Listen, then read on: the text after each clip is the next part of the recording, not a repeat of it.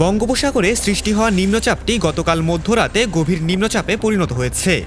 আজ দুপুর বা বিকেলের মধ্যে সেটি ঘূর্ণিঝড়ে রূপ নিতে পারে বলে জানিয়েছে আবহাওয়া অধিদপ্তর।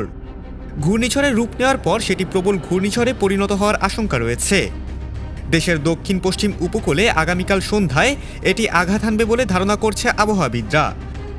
গতকাল সকালে নিম্নচাপ সৃষ্টির কথা জানায় আবহাওয়া অধিদপ্তর। গভীর নিম্নচাপের কারণে উত্তর বঙ্গোপসাগর ও গভীর সাগরে থাকা মাছ ধরার নৌকা ও ট্রলারগুলোকে পরবর্তী নির্দেশ না দেওয়া পর্যন্ত উপকূলের কাছাকাছি থেকে সাবধানে চলাচল করতে বলা হয়েছে। আবহাওয়াবিদরা জানিয়েছে, গভীর নিম্নচাপটি আজ দুপুর বা বিকেলের মধ্যে ঘূর্ণিঝড়ে পরিণত হতে পারে। সেটি কাল রোববার সন্ধ্যায় বাংলাদেশের উপকূলে আঘাত হানার সম্ভাবনা রয়েছে। আর এ সময় উপকূলসহ দেশের বিভিন্ন স্থানে ভারী থেকে অতি ভারী বৃষ্টি হওয়ার সম্ভাবনাও রয়েছে।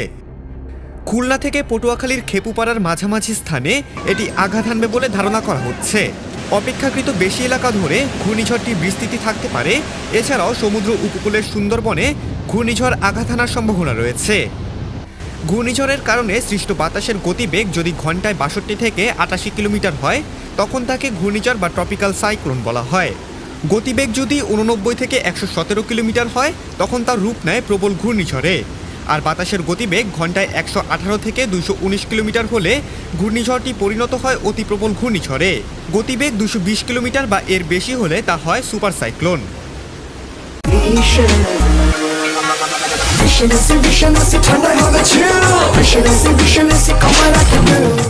ঘূর্ণিঝড়টির অগ্রভাগের বা সামনের অংশের প্রভাব কাল সকাল থেকেই বোঝা যাবে বলে জানায় আবহাওয়া অধিদপ্তরের পরিচালক আজিজুর রহমান।